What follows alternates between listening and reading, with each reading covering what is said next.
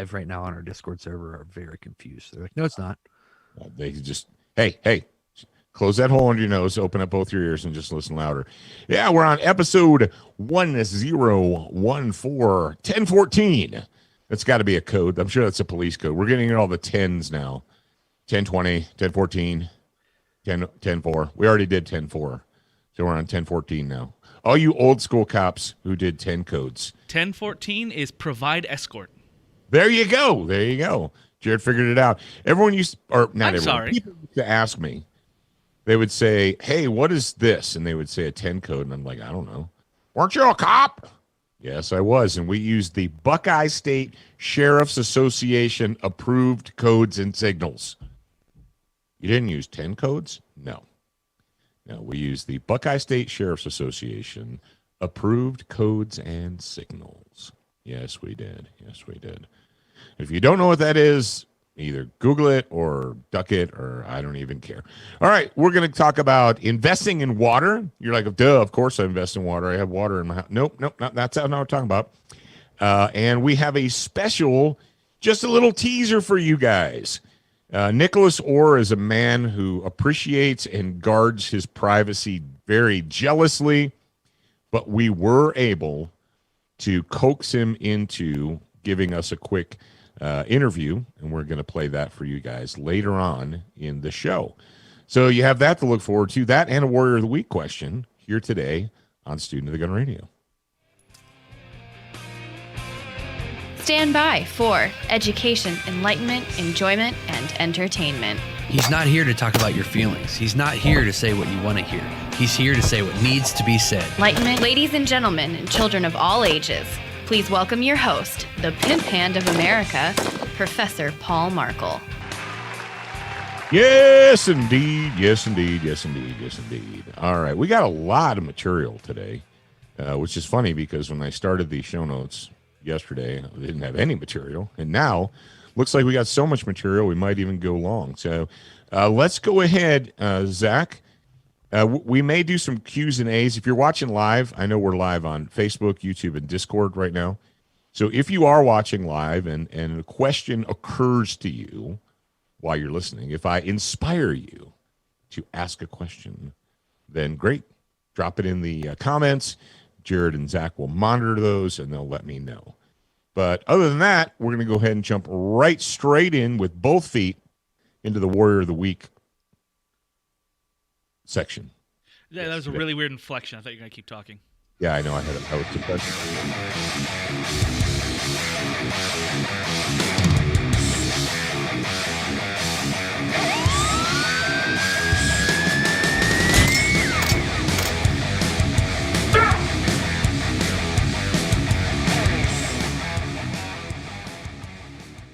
Yeah. All right, Zach, or no, Jared. Remind people what they have to do. If they want to be like the gentleman who we're about to hear from, or the person, I'm not even sure, the person we're about to hear from, tell them how they can do it. It's a two-step process. Easy two-step process. 1, call 844-207-7684. 2, ask a clear and concise question. And I guess you could have a pre-number 1 step if you wanted to prep your question and then call the number and then ask the question. There you go. Now, it's always good to practice it. Yes. Yeah. If you're like this gentleman from West Virginia, then you need to send your information to info@studentofthegun.com. And that information should include your name, mailing address, phone number, and your email typed into the body, please. There you go. All right, play the question there, kid. Greetings, Professor Paul and the gang from Central Virginia. My name is Mary. My question is, what is the chain of possession of my firearm if I'm ever involved in an accident and I become incapacitated? Who keeps possession of it, and how do I get it back? And I know this may vary by localities, but there's got to be some general list of things to be done. So thank you again, and keep fighting the good fight. All right. I chose this because it's interesting to me, that you would ask it. And it's a valid question. You say, and people thought, well, all right, I'm carrying a gun.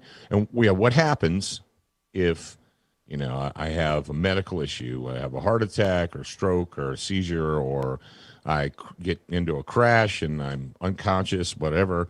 What happens to the gun that's strapped to my body, right?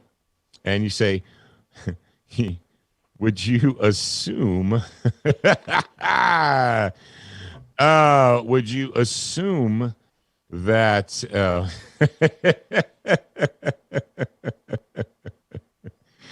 that there's some kind of a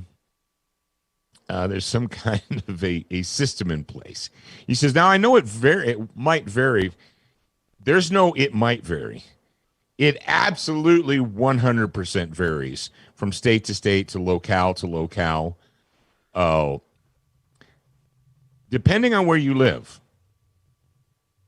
If the area in which you live is generally a free area, that is, the average citizen doesn't view guns as the boogeyman, right? The average citizen just like, well, you carry a gun, I carry a gun, we all carry guns, and it's no big deal, and we just do. Then generally, if law enforcement arrives on the scene, right, which they probably will, 9 times out of 10, if it's what you said, if it's a car crash. Now it might not be a car crash. You might be, carrying your gun, and you're going about your life, and you pass out in a store, or you have a stroke in the store, or a heart attack in the store, or I don't know, a washer falls on your head or something. But anyway, if law enforcement show up, EMTs will start working on you, and they're going to find your gun, because they get all up in your personal space and business when they start working on you. And generally they'll be like, "Wah!" Hopefully they don't pull the trigger to see if it's loaded. But they'll turn it over to the cops. They'll tell the cops. They're like, "Hey, this guy's got a gun on him." Wah! And then the cops be like, "Okay, great. No, just take it and stick it somewhere." Now, you say chain of custody is like, how do you go about getting it back? You just say, when you come out of your back into consciousness or whatever, you're like, "Hey, who's got my gun?" And they're like, "Oh, Fred has it." And they're like, "Okay, well, I want it back." Now, unless you're a gangbanger and you're carrying an illegal stolen gun on you, if you're straight up legitimate citizen, it's your property. And you say, "I want my property back." And they have no cause, recourse, or reason not to give it back to you. I mean, getting into a car crash, unless you were drunk or stoned or whatever, or you got into a car crash because you just robbed a bank and were escaping from the police. If that was the case, you're not getting your gun back, Jack. But yeah, if you're just a person and somebody smashed into you and you were like unconscious or whatever, it's your property. They have no legal reason to not give it back to you. If you have a spouse or somebody like that shows up, then they can take custody of your property. When I was doing security for a hospital many, many moons ago, they installed in the emergency room, was funny because they installed this wall safe, right? They installed this wall safe in the ER, and it was supposed to be for guns or weapons or whatever. Like if somebody comes in and they have a gun on them, because in Ohio, they've had lawful concealed carry shall issue since 2004, and it was probably around 2000.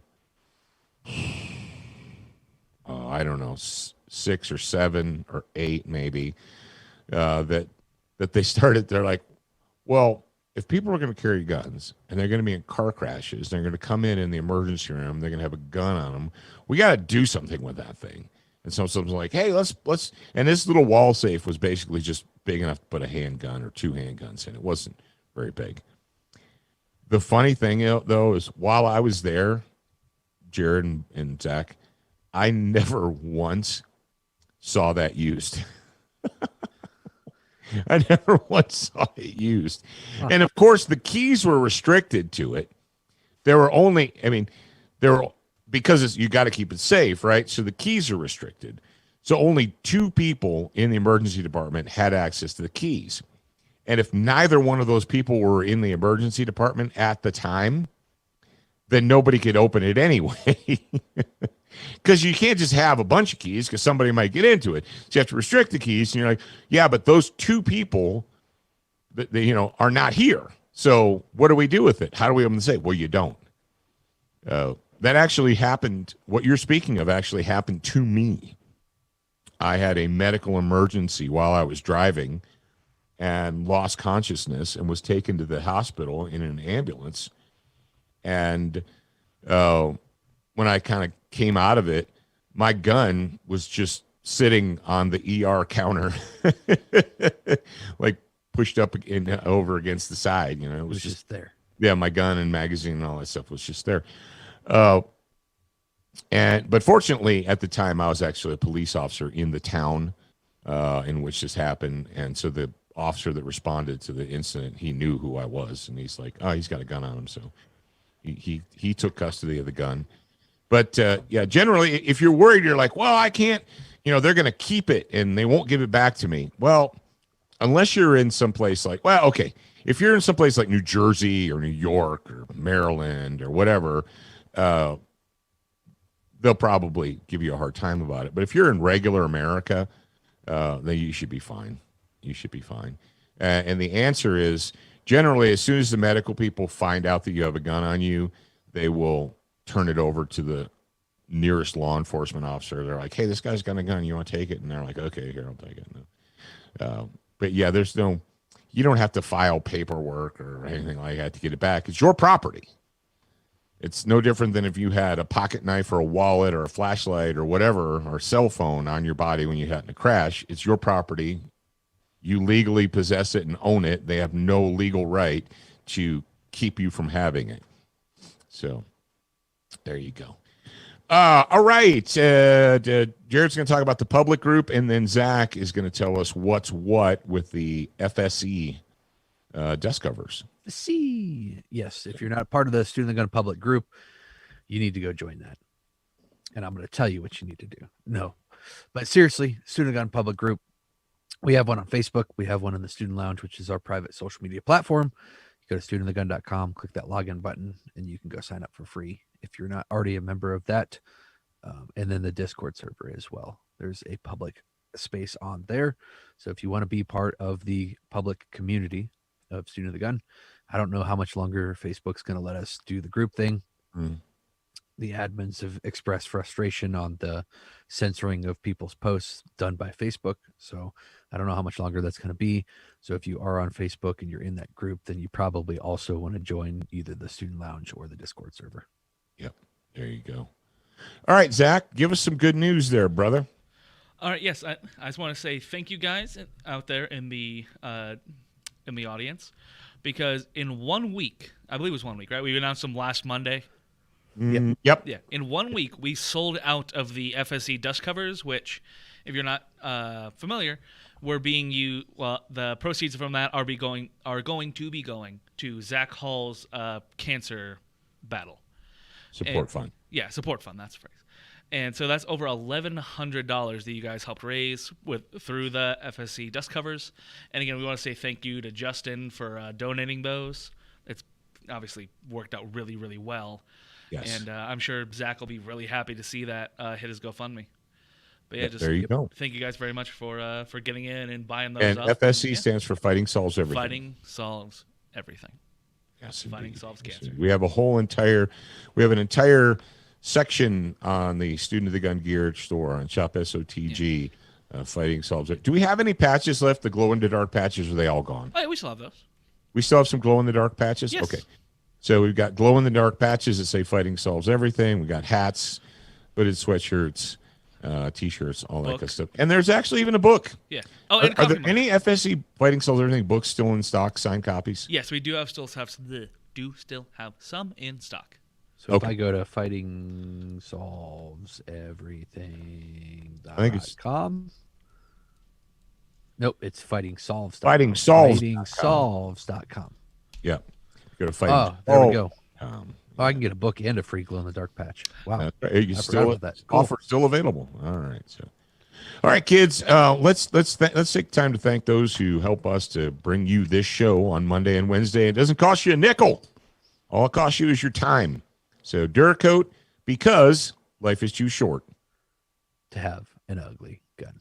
That's right. It's too short to have an ugly gun. You don't want to have an ugly gun. I don't want to have an ugly gun. Next time you open up your gun safe and you pull out your Uncle Jim's shotgun and you're like, ugh.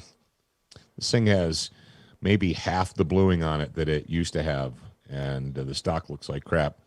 But there's nothing I can do about it, so I'm just going to stick it back in the safe. No, there is something you can do about it.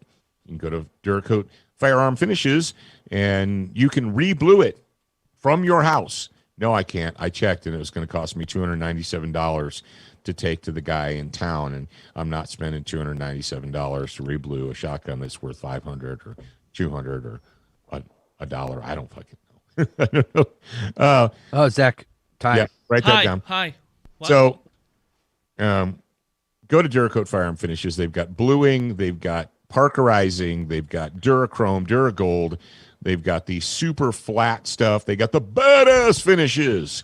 They got badass finishes, all that good stuff. No reason to have an ugly gun. Crossbreed Holsters wants you to be dangerous on demand, freaks. How do we do that? How are you dangerous on demand? Carry your gun. Well, I do if I think I might need it. No. Wrong answer. You will never know when you're going to need it. No one's going to send you unless you're pre-planning. I was going to say, if you think you might need it, then why don't you just not go where you're going to go? Well, I don't go to bad places like you, Paul. I don't go to anywhere where I would need my gun. Okay. But for the rest of us, we're going to be dangerous on demand by actually carrying our guns. And Crossbreed Holsters wants you to, they want you to save some money on their products. Do they want you to do that? They do. Use the promo code SOTG18, and you're going to save some money on your holster, your belt, your mag pouches, whatever. All right. And last but not least, in the hit parade of fan favorites, our good buddies over at Brownells, they're doing all kinds of interesting things. Tomorrow, we're going to talk about the latest project that Brownells has been they've been working on it for a while, and they finally got it out and ready. And I think you guys, you're going to be kind of jazzed about it. It's a new gun part. But check those guys out. Sign up for their newsletter at brownells.com. You'll be a happy camper. All right, new listeners, pay attention to what's about to happen. Attention, new listeners. We produced a complimentary online training course called 7 Training Tips That Could Save Your Life. Get instant access by joining the Student Lounge for free at studentofthegun.com. Do you watch Student of the Gun TV, read the blog, and follow us on Facebook? If you answered no to any of these questions, you are wrong, but you can easily fix yourself. Go to studentofthegun.com to find everything SOTG.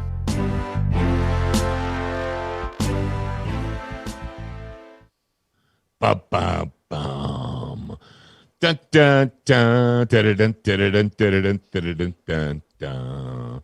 Now, we talked about this just briefly during a grad program episode here recently, but I wanted to talk about it in detail because there is a word, or there's a sentence, actually, in this story that should make everyone, it should make you concerned.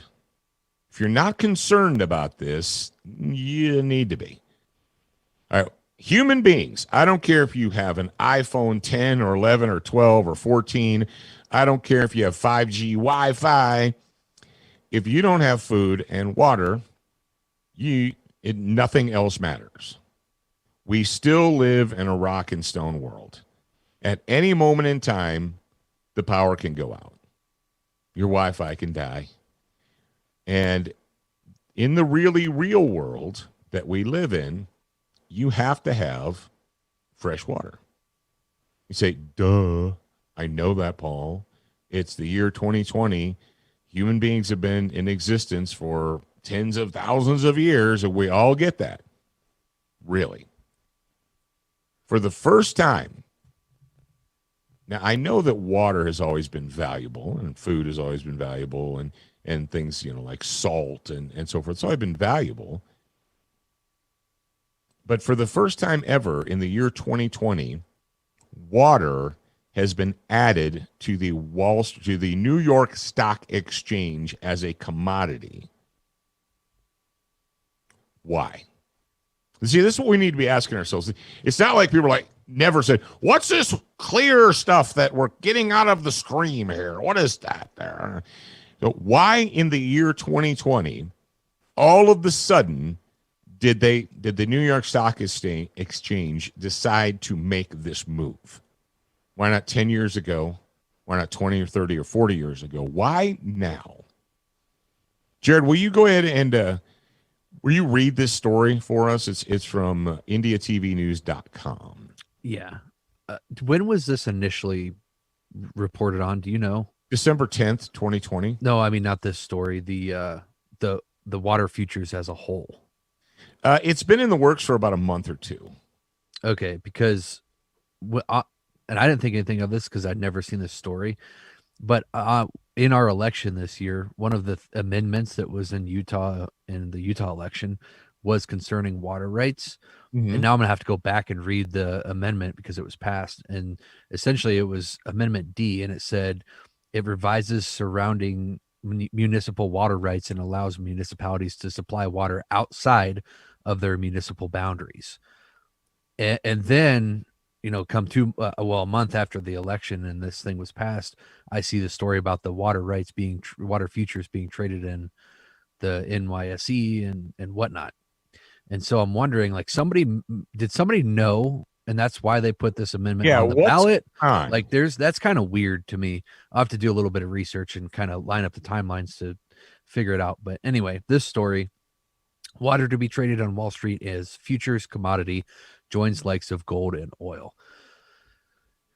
It says, with Chicago-based CME Group, Inc., all set to launch contracts linked to the $1.1 billion California spot water market, consumable water will now be traded on Wall Street. In a first, water is officially joining gold, oil, and other commodities that are traded on Wall Street. Now listen to this next paragraph. Pay attention to what's about to be said. Now, farmers, hedge funds, and municipalities will be able to bet on potential water scarcity starting this week. It remains to be seen if this will enable water users to create a balance between supply and demand. An imbalance in the underlying cause of the scarcity. According to the UN, water shortages could affect around 5 billion people worldwide by 2050. NASDAQ Valles California Water Index started 2 years ago. It has already set a base spot price of water rights in California. And then this is from Patrick Wolf, who's a lead product developer with NASDAQ Global Indexes. California is, quote, California has long periods of dry conditions followed by short periods of very wet conditions, and that affects the price a lot, end quote. Mm-hmm. All right. So you're like, well, big deal, Paul. It's just a bunch of rich people, just a bunch of wealthy people investing in things and stuff like that. It's water. It's water. And municipalities can take, I don't know how this, I'm going to have to do some research, but from my initial read, it says that municipalities who run off taxpayer dollars can bid. Yeah. So, which is crazy because you're like, hang on a second. Where did they get their money from? From you. Yeah. Well, why can't I use that money to bid on my own water futures? And hedge fund managers and so forth. So what it reads like to me is that everyone in America needs fresh water to drink. We all understand that, right? Yeah. But now certain people, groups, hedge funds, and so forth will be able to invest in it and control the price. You're like, well, they don't control the price. Yeah, they do. That's what investing is on. Well, on the flip side, they don't control the price. Yeah. On the flip side, one could say this is kind of a fine line to draw because water is like is water a human right? Is water not a human right?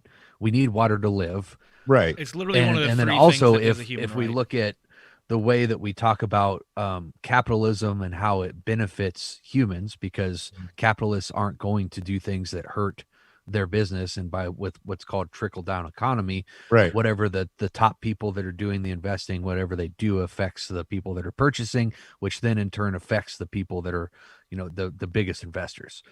And so on the flip side of this, you could say, well, if we're going to allow the hedge fund managers, municipalities, farmers, whatever, just people, you're going to throw water into the capitalist society, then maybe it would create a benefit for the availability. Maybe they'll find new ways to store, purify, all that kind of stuff. So they could go both ways.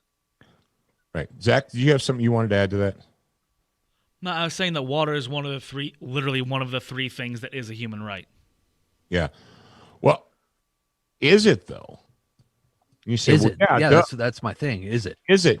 Well, when a municipality or a county or a state can order or command you not to build a water reservoir on your property, when the state or the city or the county can fine you or arrest you for gathering rainwater, then it's not. Right. You're like, oh, but that never happens. Well, really? That's been happening. And you remember when Detroit was they Flint, were Flint, Michigan. Wasn't Detroit, it was Flint, Michigan. Oh, Flint. About water. Yeah, about the water, and then they went on this big thing about how water is a human right, and then there's a lot of people that disagreed at that time frame, and then there were a lot of people that agreed. It's like, well, where are those people now with this thing? Well, if it's falling out of the sky, it's you don't have the right to force someone else to take the water, purify it, store it, and then give it to you. Absolutely, yeah. Because that costs money. That's why we pay a water bill, right? That's why we pay. I pay a water bill. You probably pay a water bill. Everybody pays a water bill. One of the big things in Flint, Michigan, you confused the two, Jared, I believe, or maybe you didn't, because Flint had poison water. Okay. No, I think Detroit was the one where the city was going bankrupt or something. And Detroit was the one where people just decided not to pay their water bills. And they're like, well, you can't shut it off because we have to have water. You're like, yeah, but you're not paying. You're supposed to pay the water bill. And it's also water and sewage. You're paying the city, the municipality to take your poop away in the pipes. Yep. But ladies and gentlemen, the main thing I wanted you guys to be aware of and to pay attention to was the second paragraph in the first sentence. When you invest in something, do you invest in it because you believe that commodity is going to be so prevalent? There's going to be so much of it. It's just laying on the ground. You can just pick it up. Anybody can walk outside and pick it up, right? No. It's not, if it's plentiful, generally it has less of a value, right? You don't make money when there's an overabundance of something. If there's a commodity and there's more of it than people are using or than they need, that's not how investors make money. So when it says they will be able to bet on the potential water scarcity, that is when you need to pay attention. For something things are changing, or something has changed in our world where they believe now it's time. Now, California's been doing this for a long time. They've been controlling the water. I'm not going to get into how much water they waste and how they emptied freshwater reservoirs into the ocean because of weird, environmental concerns and so on. I'm not going to get into that. But the fact of the matter is, when it comes back down to you and your home, your family, your community, forget about what's going on in New York and Chicago. Think about what's going on right there where you live. Are you prepared to make sure that your family has the water that it needs? You're like, well, duh. People are always going to have it. It's just never not going to happen. Paul, come on. Really? then why did they just put water on the New York Stock Exchange? And there have been a bunch of articles that come out. They're like, well, that's never really going to work because blah, blah, blah, blah, blah, blah, blah. Essentially, this story should remind you that there are people in the world who control the fresh water and who will control the fresh water. And if someone controls something that you have to stay alive, then they essentially have control over you. Oh, no, that's not true, Paul. No one's trying to control me. You're crazy, paranoid conspiracy theorists. Here's the deal. If one group says, hey, do what we say, or you don't get fresh water, then you pretty much are beholden to them. Or they say, well, fresh water is $10 a gallon. You either want it or you don't. Well, no, I have to have it. So I guess there you go. Well, no, I'm not going to do that. I refuse. Well, then you won't have water, and it just sucks to be you. Well, that would never happen, Paul. Have you ever paid attention to this thing called history? You ever paid attention to this thing called history? Oh.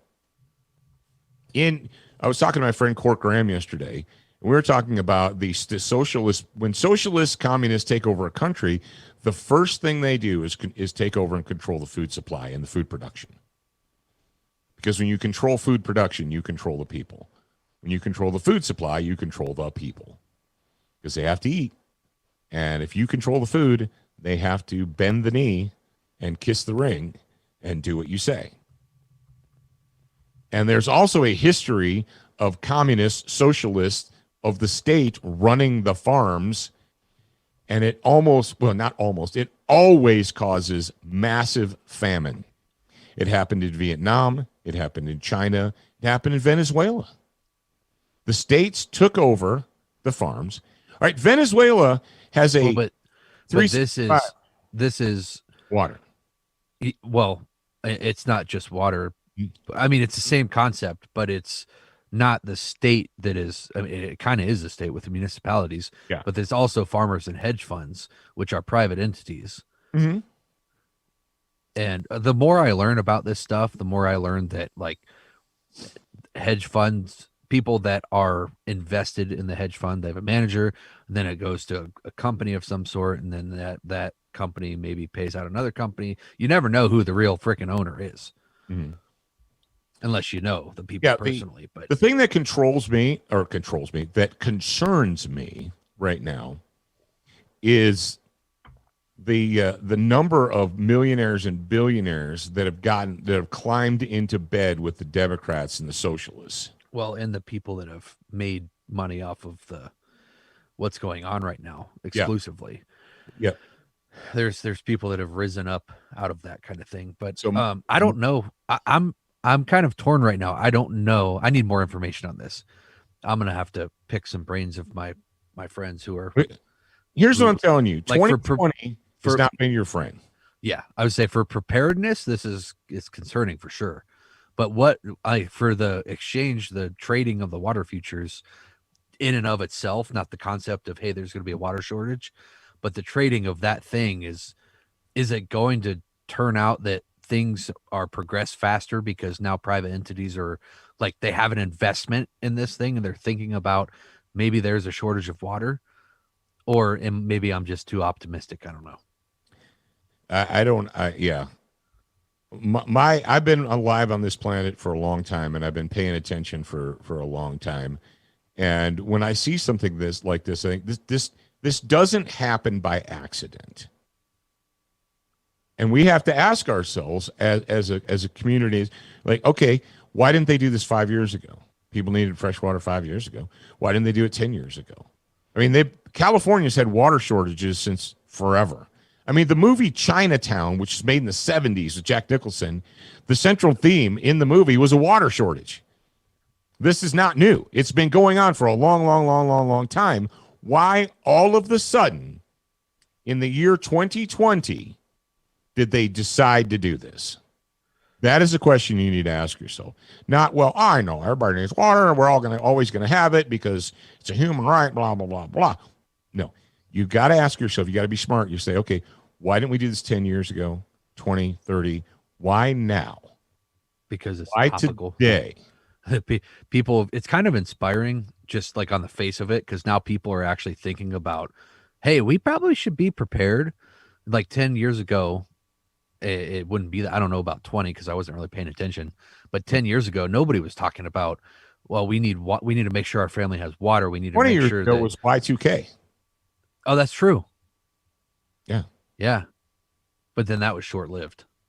Well, yeah, and everybody who prepared for Y2K was a lunatic and so forth. And then everybody who prepared for hurricanes was crazy. And then everybody prepared after 9/11 was crazy. And then 2020 happened and everybody's like, maybe those people weren't that crazy. Oh, maybe Paul, I've been listening to Paul for 10 years and he's been like, get ready. And I'm like, shut up. So, speaking of getting prepared, there is an individual. His name is Nicholas Orr. And if you guys are not familiar, you should be. He's a good friend of the show. He started out, his first couple of books were fiction, action adventure with a little bit of romance thrown in. The Operator series. He's got book 1 and a book 2. And then here recently, a couple of months ago, actually not even a couple of months ago, on Halloween of this year, on the 31st, he released a brand new book called A Pipe Hitter's Guide to Crushing the Coming Societal Breakdown. You're like, well, you mean potential? No, it's not even potential. He's like, this, essentially, he's delivered some in-your-face, bold information and recommendations to prepare yourself, your family, and your community for the coming societal breakdown. And like I said a bit earlier, Mr. Orr very jealously guards his privacy, but we were able to cajole him to come on to the show to give us a real quick interview. It's not super long, but this will be the first time that we've ever had him on the show. Talk a little bit about the book and what he's got cooking for the future. So without further ado, we've got it in the can. I'm going to have Zach drop it in, and you guys can listen.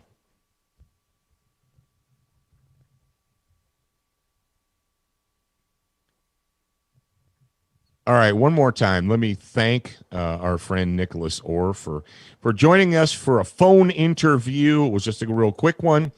I'm going to go to, while we're talking, live right now, I'm going to go to Amazonian. I'm going to go to Amazon.com where you can find the paperback version and the Kindle version of A Pipe Hitter's Guide to Crushing the Coming Societal Breakdown.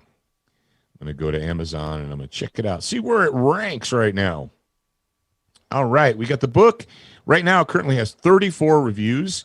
And so thank you guys. Nick wanted me to thank all of you guys who got the book, read the book, and left reviews of it. There were a couple of basement dwelling trolls that got in there and wrote some crappy, stupid stuff. But the vast majority of you guys wrote some very positive things and comments. Right now, the Kindle version is number 29 in self-help short reads. So it is on the top 100 bestseller list. It's currently listed as number 29, and it's right between El Poder de la Gratitud, 7 Ejection, some Spanish book, and then the next one, the one on the right, is Girl on Fire, and it's nowhere near. Let me see. 2 days ago, it was like number 18, and it was right next to A Man's Guide to Oral Pleasure. Should provide. Nope, here we go. It was right next to A Man's Guide to Oral Sex, your guide to incredible, exhilarating, sensational sex. Wow. Those are some descriptors right there. That's right. But that's number 62. Was that written by a man or a woman? Adams Medina. It's written by Adams Medina. That's a pen name. Yeah. But, yeah, Nick's book is way ahead of that one. It's way ahead of that one.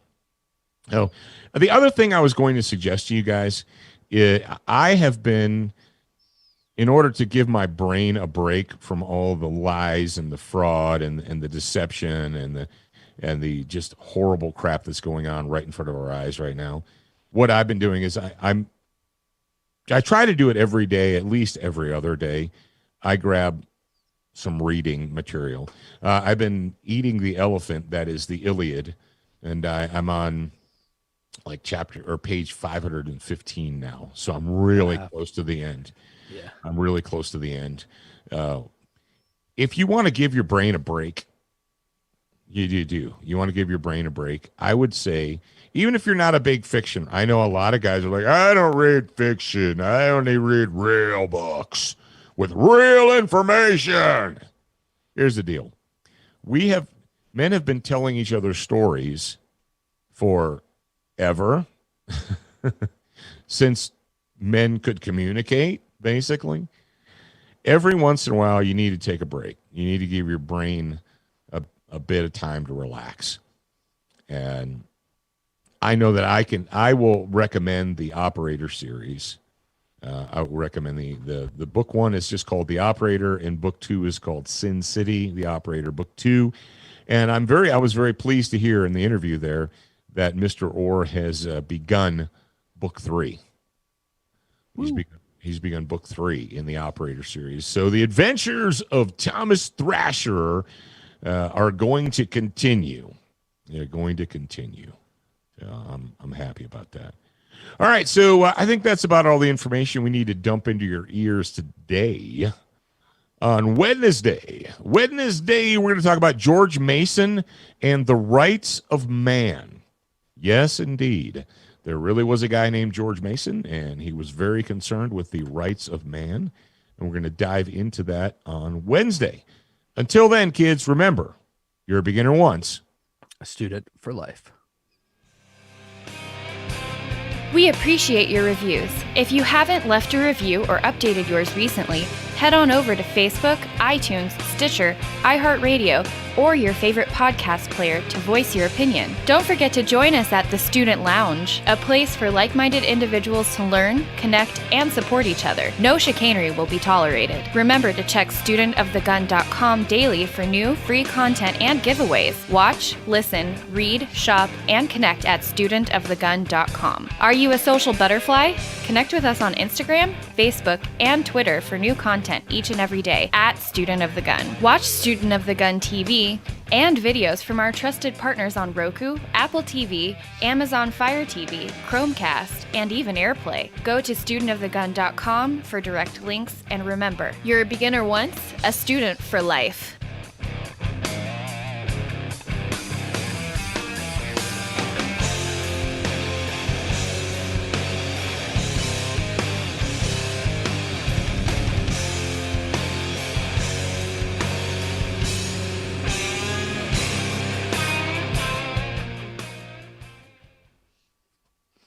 And that's that episode. Woo! Hat in the hat, and that be that. Buster Rhymes. Yes, I said There you that was a go. hard R on the Buster. I apologize. Monolithic. Say it with me. Monolithic. No. Do we want? Do I still have that link? I do still have that link. I found a funny video. I'll share it later. Do we want to take a little break? Or should we? Yeah, I mean, we're not going to go right into it. We're going to take a little break. Yeah. Well, I have a story that I think is kind of funny and also messed up. Is it public? It's a public It's a public story it can be told in public. So I was at the store the other day, right? And I was using. Shut up. That was a great joke. I'm muting you both. Story. I was at the store the other day, and I was using the self-checkout lines, and there was this guy next to me, and bless his heart, he had like one of those shaky, like he could still like walk around and talk and stuff, but he had like, what is it, Parkinson's? Where it's like you're real shaky and stuff. Yeah. And it's like real hard for you to like move. Mm-hmm. And he was, doing his checkout thing, and I was like, does he need help? But he was doing all right. So I was like, okay, fine, whatever. And we left the store right about the same time. And and this guy was probably like mid-20s, mid-late 20s. And We left at the store at the same time, and as I was passing him in the parking lot, there was a woman, an older woman, just by looks of him, of her and by him. I'm guessing that was probably his mother. And he started putting the bags in the car. He's like, "Oh crap! I forgot the cigarettes." And I just feel like there's some great storytelling in that little situation. Crap! I forgot the cigarettes. Like, yeah, it's like, huh. When you think about that, that's really messed up. Mm-hmm. But I just thought that was like, huh. I hear that. Interesting how that works out. There's somebody that has a page that I've seen that has Parkinson's and I guess uses firearms training to calm the Parkinson's. Oh yeah, Kevin was telling me about that. He said, "Have you seen this video of this guy who's got Parkinson's but he's a competition shooter?" And I said, "No." That was not where I thought you were going. He was explaining it to me. He goes, "It's amazing." He goes, if he's just standing there, his hands are like in constant motion. He goes, but then when he grabs the gun and he pushes it out in front of him, he settles. Yeah, stops moving. It's like I don't know what it is, man, but it's like he's got something to focus on. I don't know, but it's kind of cool. It's pretty amazing what the things that people find to like help whatever their personal situation is. Is that a thing?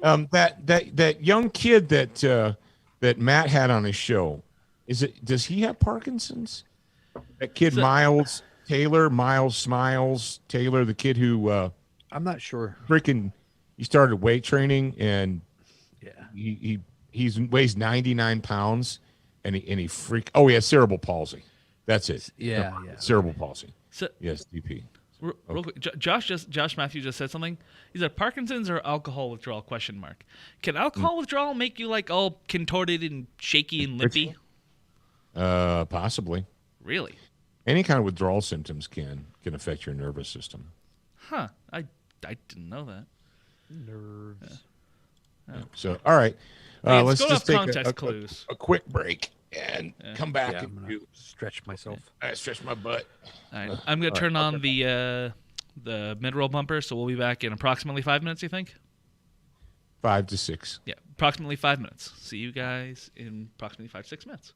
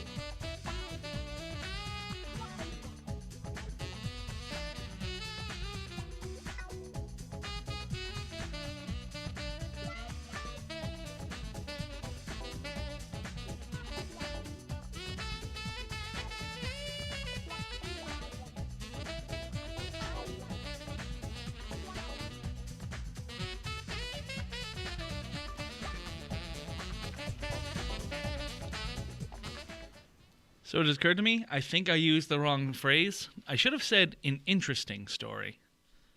An interesting story. Not a funny story. Funny story. Interesting story. Because a funny story implied laughs, whereas an interesting story just implied... Well, funny could be queer or strange or... Yeah, not funny, haha, funny, weird. Yeah. Funny, haha, or funny, weird. Yeah. So, and when it's funny you said cigarettes, because the first thing I thought was standing in line behind a guy in a gas station who's wearing a fucking mask, asking for cigarettes, buying 2 packs of smokes. I want to protect my lungs and I want to keep myself healthy. I don't want to wear this fucking mask like an idiot. I need 2 packs of smokes, 2 packs of Marlboros, 2 packs of Camel non-filters. Yeah. Yeah, because you're concerned about your health there, buddy. Fucking virtue signaling dickbag. Look at me wearing my mask, buying cigarettes. He thinks the priorities are not quite right. Yeah. It's like wearing a mask in line at McDonald's. Yeah. I'm going to McDonald's. Make sure you wear your mask. Yeah. Oh, right. That video I was going to share. I'm going to drop this in the general channel. Yeah. So everyone else will watch it. Anyway. Shit, what was I saying? I don't know. Just something from my neck of the woods. Well, I got 2 things from my neck of the woods. Nape of the way, neck of the wood. Yeah. Is one. You remember that game I was talking about last week? With the Cyberpunk one? Cyberpunk, where it has all the customization and stuff, and we were saying naughty words, so we're not going to say now. Oh, okay. Yeah. So apparently that has been such a disaster that PlayStation pulled it off of their store. You can no longer kidding. You can no longer buy it on the digital PlayStation store. Yeah. It's been in development for between 8 to 5 years, and it came out so broken and busted that PlayStation is like, we can't sell this. Just no. I've actually heard, Ryan just said it works great on PC. I actually heard from a very trusted person, his name is Pat Blavane, he does streaming, that it was a pain in the ass to try and get to run, and when he did get it to run, it had a poor frame rate and just was not great. Fuck. But I know that on modern what? Nothing. Go on. That on modern consoles. Oh no, his rig's like $6,000, man, because he does this for a living. I don't know, like he was in literally like day 0, so maybe they put out a patch or something on day 1. I don't know, but yeah. Anyway, but yeah. So, and I still kind of want. I'm at the point now where it's like, I want to be part of the trash fire. Like, I want to play it still, despite everything I'm hearing, because this is such a part of history, you know. Okay, fine. I'll unmute you guys. 1 second. You're unmuted. All right, so day 0, you could preload the game, so you had to download 57 gigs and get that installed. It went live Wednesday the 9th? Yeah. Yes, Wednesday the 9th. So it went live at 6 p.m. Central Time, and you had to basically restart Steam. It downloaded another 2 gigs, and then you had to restart Steam, and then it downloaded another gig, and then everything ran. No problems. Now, it was punchy. There were stuttering and, some frame rate problems and stuff. And like the next day or two, NVIDIA came out with a new driver, and then everything's run fine since then. Interesting. So maybe I said, I'm 50 hours in, and I see a few things every now and then, but I don't have any problems. Yeah, well, that's the funny thing about this is I've heard 2 reports. I've heard, this is great, I love it, it's awesome, I beat the game. And I heard, this is such a piece of garbage, I can't get it to run, people's faces aren't loading in, I literally couldn't beat the game. Those are the 2 reports I'm hearing, nothing in between. Yeah. All right. Anyway, Jared's back, so we're going to go ahead and get back to Jared's back, and there's going to be trouble. When you said driver, though, I was going to say... Baby Driver, like that movie. You got a driver? Who's your driver? His name's Baby. Earnhardt, your driver? You're hilarious. Gordon, your driver. Yeah. And you're in North Carolina. See, when you say driver to someone from North Carolina, total means a totally different thing. Yeah. Totally Who's different your driver? thing. I got a new driver. Yeah. You got a new driver? Yeah. I don't even know any of the drivers are now.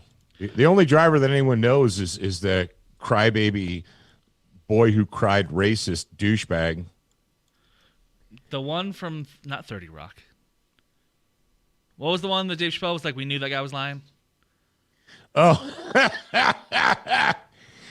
Juicy Smollier, the French actor. Yeah. So not him. Not Juicy Smollier. No, the other one. The other one's like, they hung a noose. They said, all right, if we want to go ahead and go down this road, the FBI sent 6 people to investigate that, and they couldn't send one to investigate Hunter Biden's laptop. Nope. Not one. But they could spare 6 people for that. They sent a bunch of agents down to investigate the possible hate crime because Trump supporters were blowing their horns at the Biden bus in Texas. We're going to send the FBI to investigate. But they can't investigate actual real crime. Where's the FBI on the election fraud right now? Where are they? I don't know, man.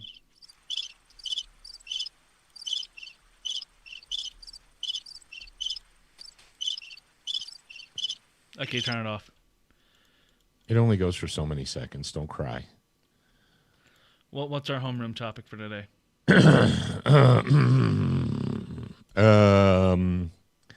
Punching you in the face. No, hang on a second.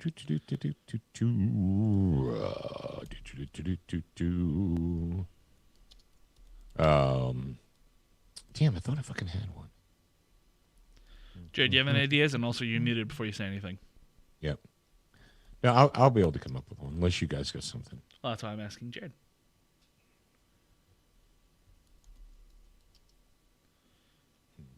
I'll take the continued silence as a no.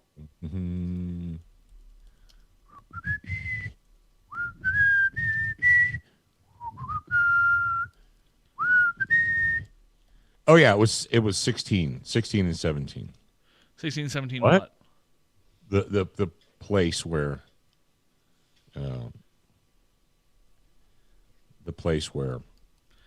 keep going. Nick Orr's book was yesterday. It was number 16 and the oral sex one was 17. Well, there we go. There you go. That's all you need to do. All right. Ow. I'll get the background rolling again. All right. Let's have an ad, isn't it? It has an ad. Damn it.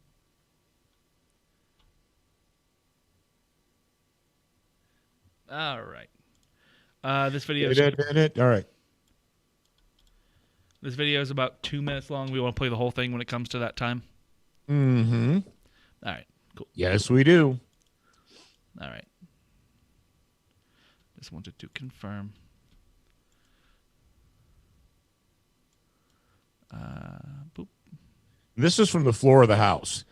So I know what Facebook is going to say. They're like, there's no context there. It's a direct quote from a representative from the floor of the House. So you can take your context and shove it up your butt. Yeah. And what I want to know is, are these fact checkers? Do we know who they are? Or are they just faceless people? They're pretty much anonymous. Do they have to?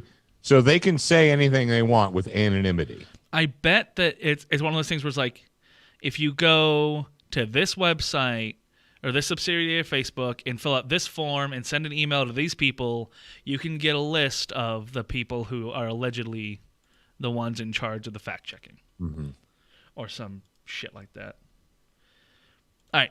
Jared, are you ready? Yeah. Dad, are you ready? Yes. All right. Then we're going to go ahead and get started on episode 2 of Student Gun Radio.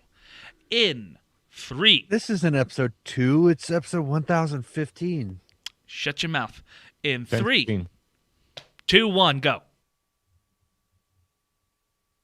All right, ladies and gentlemen. So a code 1015 is civil disturbance. 1014 is a prowler report. According to the police 10 codes on copradar.com. And a 1015 is a civil disturbance. Well, that might be very appropriate for what we're talking about right now. I think a 1015 is what we're talking about. George Mason and the rights of man. Who was George Mason? Did he do anything important? Yeah, actually he did. I had someone tell me the other day via a comment that right-wing conservatives are Nazis, and Nazis are responsible for killing millions because Nazis are far-right conservative people. And that's that's true. So your education failed you. NAZI is an abbreviation for the National Socialist German Workers' Party. Actually, depending on what you mean, their education might have succeeded in exactly what they were going for. Oh yeah, that's true. Their education might have succeeded. They're like, well, that's what my teachers taught me. Nazis were far right. It's like, well, what does Nazi stand for? Nazi stands for Nazi.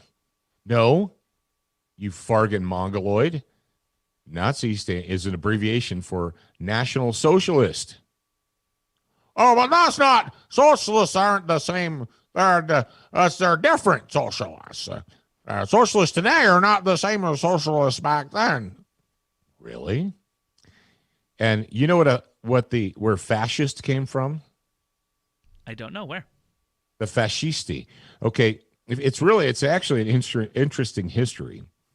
The fasci or fasciste is essentially it was the symbol of Roman strength and authority. The fascis, I don't know how you pronounce it. Basically, it was fascitia. It was a bundle of sticks around an axe. You guys ever seen that? You never seen that? No, actually, I don't know what you're talking about. I'm gonna have to look this up.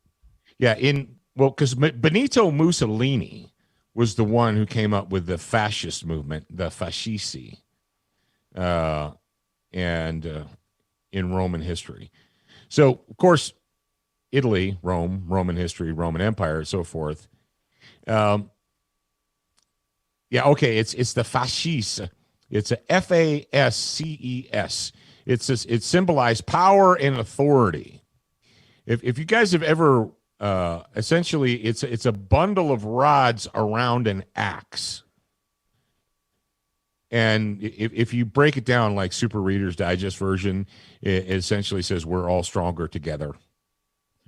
Right. But the fascisti is the symbol. That's where they got fasc in Latin. It's FASCIS, meaning a bundle, meaning to stand together. Fascist and a fascist is someone who binds or stands together with his brothers, right? Benito Mussolini is the one who made fascism famous, and then Hitler kind of borrowed it. But the fact of the matter is, Mussolini was a socialist, and Hitler was a socialist. Okay? Mussolini was a socialist. Hitler was a socialist. Nazis are socialists. Nazis are not far-right conservatives. And I'm sorry if I just broke your chi and hurt your whittle feelings, and you're like, no, that's not what I was taught at all. Sorry, but here's the reality of the situation. All right, did we play the intro music yet? Not yet, but I can. We should do that and then get into it. Stand by for education, enlightenment, enjoyment, and entertainment. He's not here to talk about your feelings. He's not here to say what you want to hear. He's here to say what needs to be said. Ladies and gentlemen, and children of all ages, please welcome your host, the pimp hand of America, Professor Paul Markle. All right. Yes, indeed. Yes, indeed.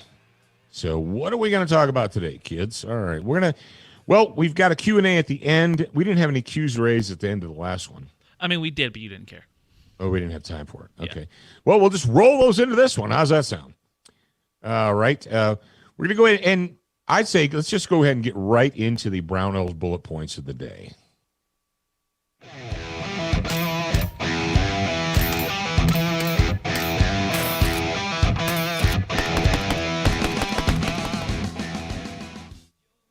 Boom. Yes, indeed. Yes, indeed. Yes, indeed. Yes, indeed. Brownell's bullet points of the day. Brownell's has been working on something, and I need to go ahead and pull this. Many moons ago, matter of fact, when about 10, 12, 110, it was 12, 13, I guess going on 12 or 13 years ago. I can't remember exactly when. But I went to Tactical Response for the first time.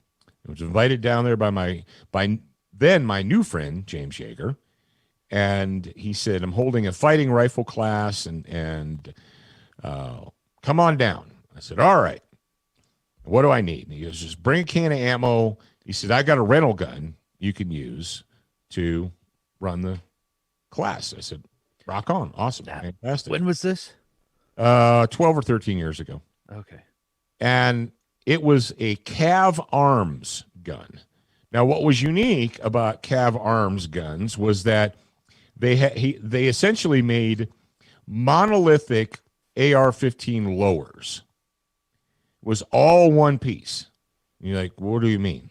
Well, like a modern AR, you have a stripped lower, right? You have the lower receiver itself, piece of aluminum. And then you add on the buffer tube, and you either add on a fixed stock or a retractable stock, buffer tube. You have the pistol grip. You had the pistol grip on there, all that, right? Well, the Cav Arms guns was just kind of like a Glock frame. Kind of think of a Glock lower only for an AR. So the lower receiver, magazine well, trigger guard, pistol grip, body, and stock, all one piece. It was reinforced. I believe it was polymer molded around aluminum, like an aluminum frame, if my memory serves me correctly. But it was a monolithic AR-15. And there's pictures of me in the history books shooting that class with that gun. Shot great. No problem. No problem. So what happened? Well, the owner of Cav Arms got fornicated, got screwed, and the BATFE MOUSE, they screwed him over, and they hit him with some specious freaking minutia bullcrap charges, and he had to stop making the guns. He went out of business, right? And it kind of sucked because the idea was valid. It was simple. It was lightweight. And at the time, of course, now we're in a completely different world, but then it was relatively cost effective. It was a cost effective lower, wasn't that expensive. And he made it with a short stock, not a long stock, on purpose, because the original, I love the Marine Corps, but I'm going to say this. They screwed up the M16 when they put the long stock on it. It didn't need to be long. Stoner's original stock was fine. Stoner's original stock length was fine. And then the competition long-distance marksman got involved, and they're like, no, it needs to be longer because blah, blah, blah. No, you're wrong. So you're like, what does that have to do with Brownell's bullet points, man? Well, Brownell's has been working in consort with KE Arms LLC for, at least since last SHOT Show. I know they did some teasers about this, coming soon, got a new project. Well, it's finally done. Of course, it's finally done right now in the height of the gun and ammo nationwide panic and crisis. But the fact of the matter is, so the KE Arms guns, the lowers and the completed guns, look very similarly to what the old Cav Arms guns were. So it's like they resurrected the concept. They resurrected the idea. It is a monolithic It's a monolithic lower. So the pistol grip is molded into the receiver, which is molded into the stock. If you guys haven't seen them, I'm going to go ahead and drop a link into today's show notes. You can just go there and open it up and take a look at it. And the reason that I'm talking about it right now is because I was kind of bummed out. I mean, when the guy at Cav Arms, he was a friend of James, when he got boned, and that idea went away. And what happened was the ones that were out there, and that was it. You either got it or you didn't. And so here we are 12 some years later now. It's probably been about 12 or 11 years since that dude got screwed. I can't remember his name. James would know, of course. But yeah, KE Arms has these, and they're available right now at brownells.com. So a completed mil-spec polymer lower, monolithic lower, like I'm saying, is $199. $199. Comes with it's the whole thing, the pistol grip, and it's got the whole trigger assembly, and it's ready to go. Essentially, it's a serialized item that is just ready for you to drop an upper receiver onto. Pull the pins, boom, drop it in. It's good to go. It's all ready to go. So I think it's kind of an interesting, and of course, like always, Brownells and Paul Levy, they have a new product review on it. That's something that they do that's really smart, and I truly appreciate the fact that they do that for you guys.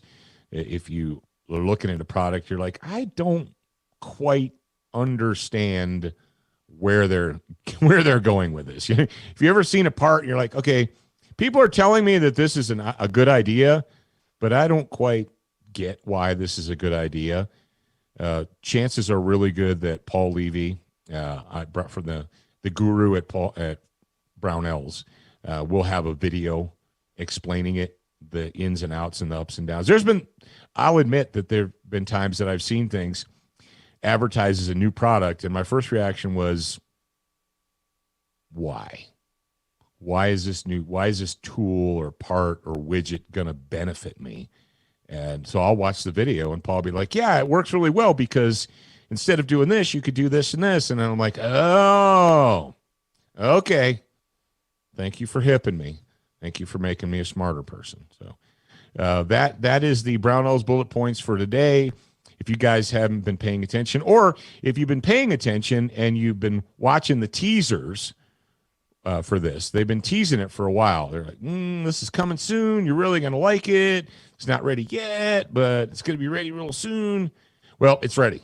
They're there right now, in stock, available at brownells.com. So if that's something you're interested in, jump on over there. All right. And the cool thing about a monolithic lower receiver like that one is it's the perfect canvas for a Duracoat camouflage job. It's a perfect canvas. So if you're looking for a canvas on which to do your masterpiece, your Duracoat masterpiece, there you go. It's a blank canvas just waiting for you to do it. They're going to sell colored polymer ones, but I'm thinking, just get the black one and Duracoat it, man. Any color you want. You're going to have to mate the upper receiver to the lower receiver, right? You want them to be both the same color, right? Yeah. Oh, duh, of course. So check those guys out at Duracoat Firearm Finishes. They got the badass finish. Oh, speaking of badass finishes, when our bro Kevin was here this weekend, Kevin is contemplating purchasing actually more than one Occam AK. And he said, my friend Jared told me that if I didn't have an AK, I was wrong. And then I needed to get one, and I needed to get one from Brian Keeney at Occam. And I said, all right. So on the first day when we went out to run rifle drills, I let Kevin shoot my Occam, which is totally badass because it's got a badass Duracoat tiger stripe finish on it. And he's like, oh, this works really well. Hey, Jared, what was funny, though, is he kind of complained about it. He's like, I don't know, it's new to get used to. And he goes, I like the AK, but I don't know if I like the controls and so forth. And I told him, I said, dude, I gave you the easiest to use one of all of them. Well, on the first day, he had that. And the second day, he carried the saw. I made him carry the RPK on the second day. Well, I didn't make him. He drew that. I put the symbols in a hat, and they drew them out, on pieces of paper. And of course, Kevin, who is the most vertically challenged of the group, drew the biggest gun. I think the gun was almost as tall as Kevin. I think the saw was almost as tall as Kevin was. He was carrying it through the brush, and the bipod kept catching on sagebrush. So Hey, Jared, did he's you want like, to I don't think you should give the saw to the shortest guy on the team. Yeah. You're probably right. Yeah. Isn't that right, Jared? Yes, that's There correct. you I've been go. muted that whole time. There you go. There you go. So yeah, Kevin, Thanks. that was interesting. But anyway, To be go fair, I to was trying Jericho tell them. Firearm Finishes.com and check out everything they have to offer so that you can not have an ugly gun. And do you know how you can know about new things like the KE Arms monolithic lowers from Brownells? Pick me. Tell us. Pick me. You, Jared. Oh, you go brownells.com and sign up for their newsletter, and then they'll let you know. Yeah, but their newsletter costs money, though. You have to pay for it, right? Well, if it did, it would probably be worth it. And no, it doesn't. No, it doesn't. It's free? Yeah. Wow. That's cray. Yeah, they print it and ship it to directly to your address every single morning. Every morning. Brownells has a Brownells paper. What we need to come up with a cool name. Brownells Paperboy. The Brownells Paper Boy. Yeah. We need to come up with a cooler name for that. They deliver it directly to your inbox every single day. It's funny. You just said the term paperboy. Yeah. Zach, what's a paperboy? Paperboy's the guy that drives around on a bicycle and throws papers at people's houses. Okay, so you still know. I had a VCR. I wonder how many people in Zach's generation, if you said the paperboy, they'd be like, what? I know the video game Paperboy. Yeah, but you're smarter than the average person, though. I Zach. delivered That too. papers. You're smarter than the average bear. So Rolling them sucked. But they delivering haven't. them was They fun. haven't. There haven't been newspaper delivery boys for. I know one person's gonna be like, "Hey, man, there's in my town there still is." I actually get one. rare. I actually get one every Sunday. Really? Yeah, it's like the local coupon type deal. It's not really a newspaper. Yeah. But a person actually delivers it every single Clipper, Sunday. the Daily Clipper or whatever, the Weekly Clipper. Yeah. But newspapers, I haven't seen those come in Mm. to a house in a long The time. Sunday paper. Oh, you had to pay extra for the Sunday paper because it was super thick. It had the comics. It had The comics all were the in color. ads in it. Huh? The comics were in color. In color. They still are if you can get them. Well, that's what I'm saying. It's like They're pretty rare though. They're pretty thin. The weekly comics are black and white. The Sunday comics are in color. Yeah, the daily. You mean the dailies? What I The say? the weeklies are color. The dailies are black and white. Yes. Yeah, and none of that matters anymore anyway because only like 2% of the country actually still looks at a newspaper. All right, let's go ahead and SWAT Fuel. They got 9mm plus P. If you want the plus P, go to SWATfuel.com. Use the promo code SOTG. All right. Now, Zach is going to hip you to what you need to do. So pay attention, kids. ShopSOTG.com is the perfect place to go if you are a student of the gun. Whether you want to expand your brain, increase your marksmanship, or help keep your family safe. All that, plus the pimp hand brands that you love. ShopSOTG.com has almost anything that an American patriot would want. Education, enlightenment, and entertainment, and we're open 24/7. Check out ShopSOTG.com today and see for yourself. I'm going to go ahead and editorialize right now. We have these things on our store called the blowout bags. And I got one from ShopSOTG.com yesterday. Yesterday I got it. I should have gotten it earlier. Now I don't know what was going on. But I think we didn't check the mail for a day or two. It's priced way too cheaply. It's worth way more than what we're charging for it on the store. I just think that it's a Molly kit to put on, whether a bag or a vest or a plate carrier or whatever. It's big enough to hold the Pocket Lifesaver Combat Kit, and it's way bigger than you need for the regular size kits. Yeah, but then or you you can can put just extra fill stuff it in with there if you stuff. want. But let me tell you what, guys, it's you're getting a deal. Yeah. I don't know how many of those, Zach, you have in stock, but they're getting a deal on A pretty that. good amount. And what is it? It's The the blowout bag. bag. The I'm on blowout bag. Yeah. I'm on shop.sotg.com. So if I type in blowout in the search bar, Yes. yep, there it is, blowout bag. Yes. Don't blow out your O-ring. Yep.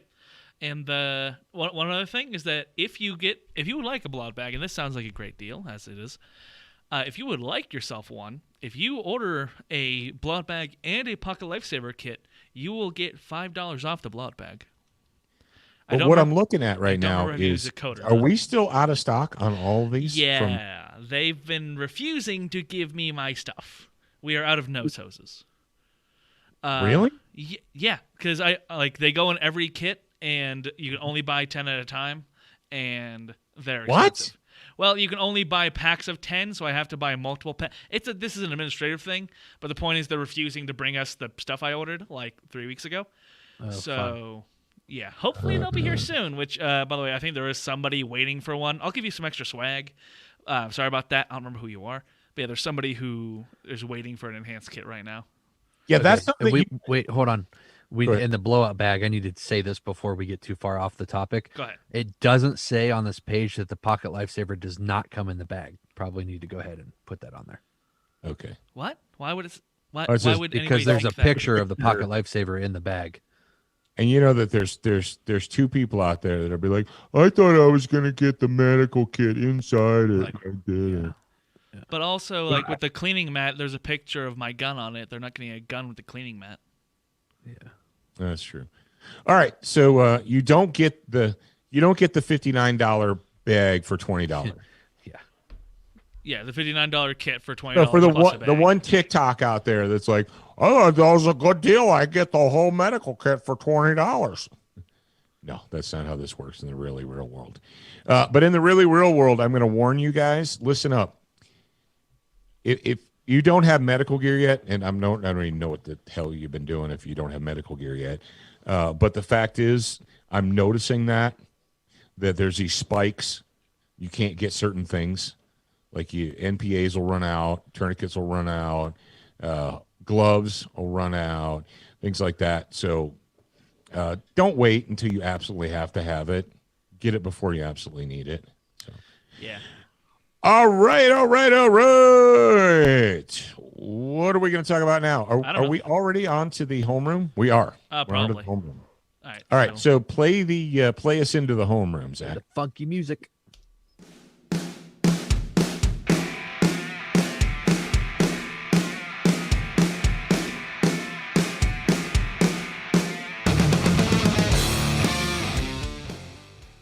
Hey, why was that so? That sounds why weird was that to you? crazy super quiet?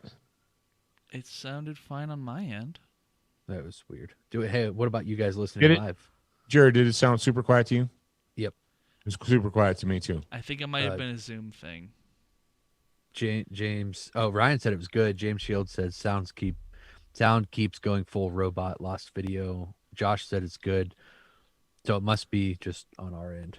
Okay. Yeah, and it hasn't gone robot on my end, so I think that's a Discord thing in that case. All right. Student of the Gun Homeroom brought to you by our friends at Crossbreed Holsters, crossbreedholsters.com. Go there. Use the promotional code SOTG18. Save money on your Super Tuck Deluxe, on your Reckoning, on your Freedom Carry, on your belt, on the chest rig, whatever. Just do it. They're good people. They make good products. And because they like us, they're going to give you a discount code. So freaking thank them for that. All right. You're like, I can't find ammo. Yes, you can. No, I can't. Okay.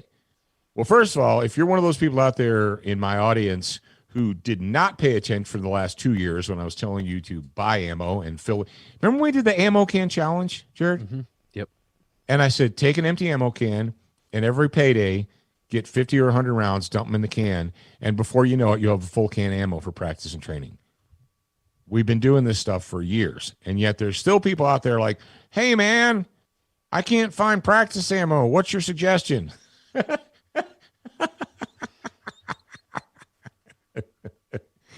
Welcome to the really real world. where imbeciles are paying.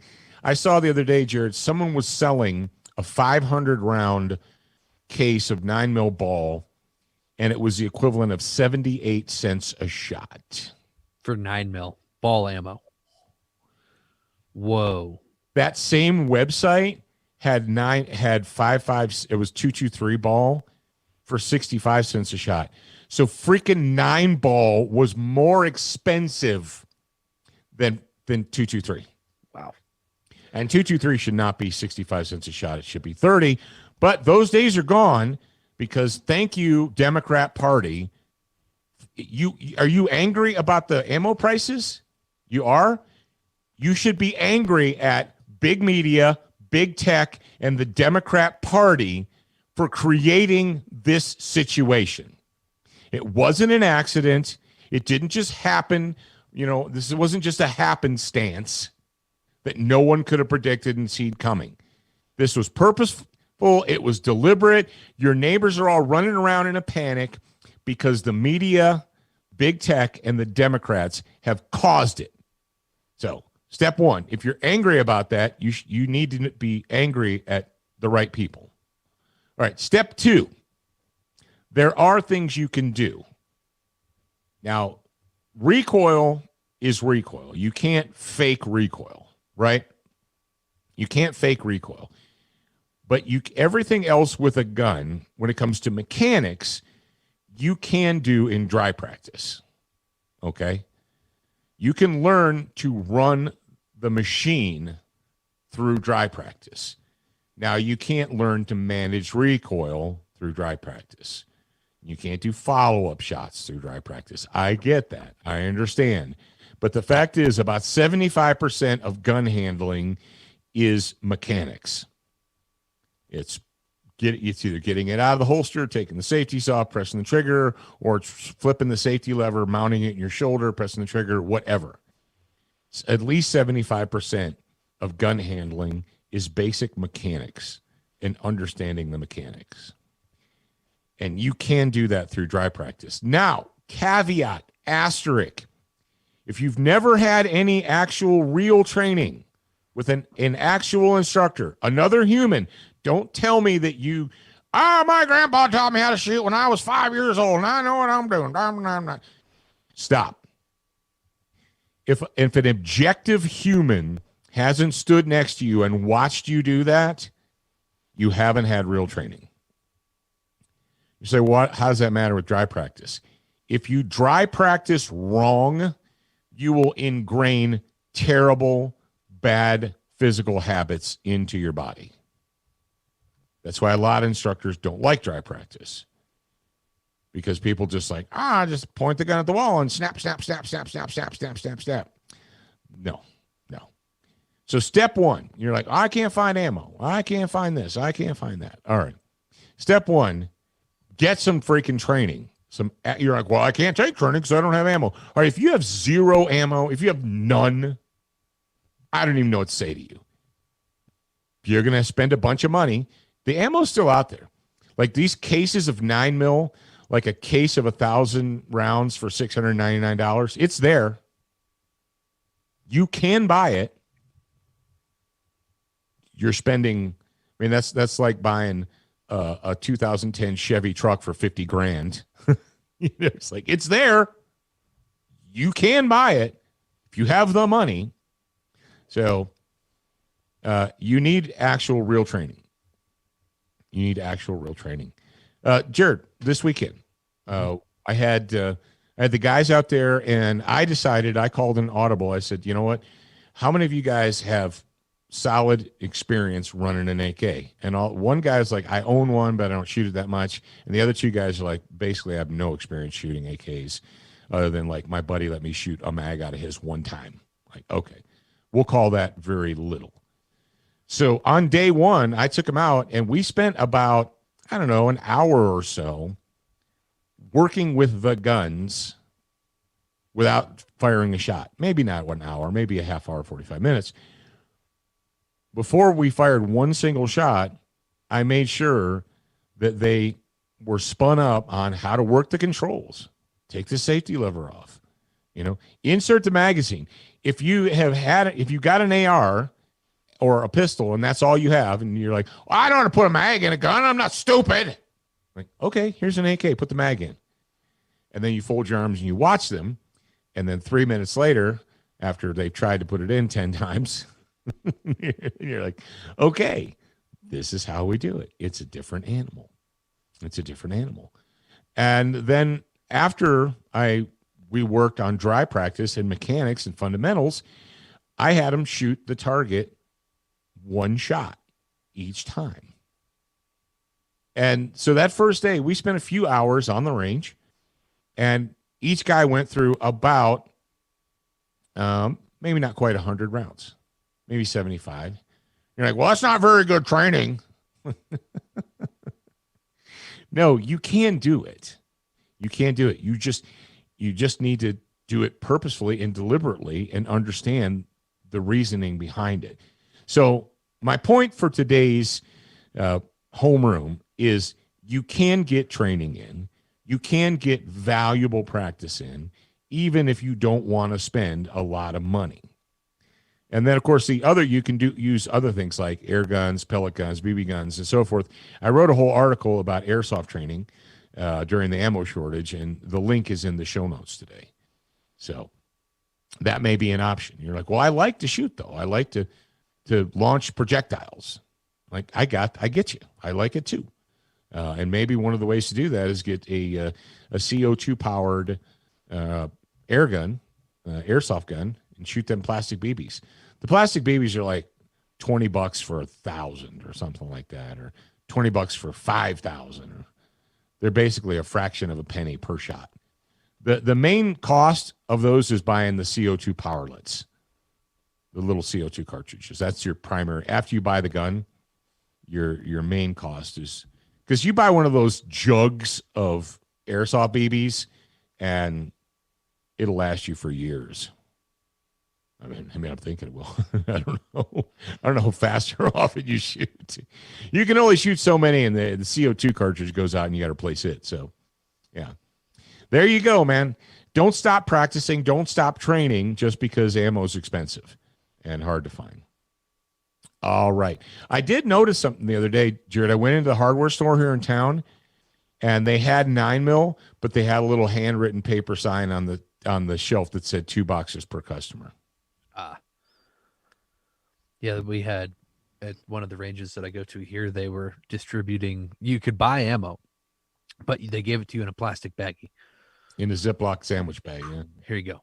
Here you go. Okay. So that means they were getting it in bulk, dumping it out, and divvying it out into little bags. Remember a couple years ago when Brownells was selling 9mm and 5.56 in drums? You could buy it by the drum, an actual steel drum. And everyone's like, that's stupid. Why would you? Nobody's ever going to want to buy that much. And a lot of guys are like, why would you not want that? I should have bought one of them drums. Yeah. I would have bought one of those drums. I'd be sitting fat and happy right now. Yeah, no kidding. No kidding. All right, check those guys out at crossbreedholster.com. You said, but you just said Brownells. Whatever. All right, the Supreme Court has betrayed us again. For those of you that have not been paying attention, the Supreme Court has basically abdicated its duty and betrayed us on numerous occasions. One of the most glaring examples was when Judge Roberts, during the reign of Comrade Barry Soetoro,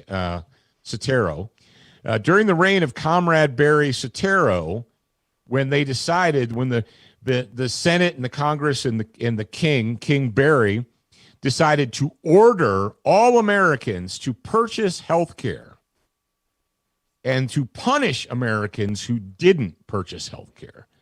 And this is when people said, hey, hold it, time out. The U.S. federal government has no authority constitutionally, zero, not one, to order the people of the various 50 states to buy a product. None. We took it to the Supreme Court. And the dissenting vote that screwed us was Roberts. And those of us who were paying attention at the time said, What do the Democrats have on Roberts? See, because you remember when Comrade Barry, when they sold us, when they tried to sell us this plot to destroy the American health insurance industry, which they did a really good job doing, it was never designed to provide everyone with health care. It was designed to destroy private insurance companies. That's the point of Obamacare. Destroy private insurance companies and force people to either go on welfare or on state-sponsored programs. That was it. Now, they said it's not a tax. When they pushed this and promoted it, they told the people, no. It's health care. It's not a tax. It's health care. It's a human right. It's everyone has the human right to health care.